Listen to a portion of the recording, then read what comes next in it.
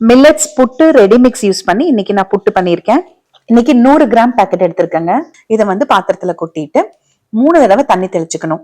இது ரொம்ப வரவரன்னு இருக்கக்கூடாதுங்க. கொஞ்சம் ஈரப்பதம் இருந்தாதான் புட்டு சாப்பிடும்போது சாஃப்டா இருக்கும்.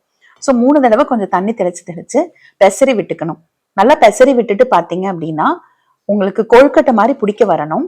உதுத்து விட்டா நல்லா உதிர்ந்து வரணும். நல்லா கட்டிகள் இல்லாம பெசரி எடுத்துக்கணும். கட்டிகள் இருந்துச்சுன்னா மிக்சியில ஒரே ஒரு ஓட்டு எடுத்துக்கோங்க. உங்ககிட்ட புட்டு குழல் இருந்ததுன்னா புட்டு குழல் எடுத்துக்கோங்க. சும்மா 2 அல்லது 3 ஸ்பூன் மாவு போட்டுட்டு கொஞ்சமா தேங்காய் போடுங்க. திருப்பி மாவு போட்டுட்டு திருப்பி தேங்காய் போடுங்க. எவ்வளவு தேங்காய் வேணுமோ அதை நீங்க சேர்த்திக்கலாம். தேங்காய்க்கு வந்து அளவு கிடையாது, நிறைய போட்டா நல்லா இருக்கும். உங்களுக்கு அளவா வேணும்னாலும் நீங்க சேர்த்துக்கோங்க. இப்ப குக்கர்ல 1 லிட்டர் அளவுக்கு தண்ணி ஊத்தி நல்லா கொதிச்சிட்டு இருக்கு. இதை நான் நல்லா மூடி வச்சேன்னா உடனே மேல பாருங்க ஆவி வரும்.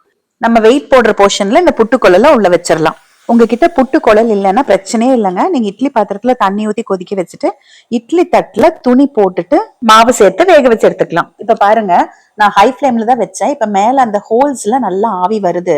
இப்ப அடுப்பை சிம் பண்ணி ஒரு 5 நிமிஷம் கழிச்சு எடுத்துட்டீங்கன்னா புட்டு ரெடி ஆயிருங்க.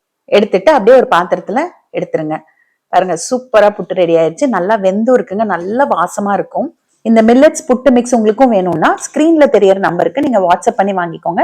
இது நான் செய்யலைங்க, என் ஃப்ரெண்டு செய்யறாங்க. ரொம்ப நல்லா இருந்தது, அதனால உங்களுக்கு சொல்றேன். சுண்டல் குழம்பு இருந்ததுன்னா இது கூட வச்சுக்கலாம். அப்படி இல்லைன்னா கரும்பு சக்கரை 2 அல்லது 3 ஸ்பூன் சேர்த்து நல்லா பொடிச்சு விட்டுக்கோங்க.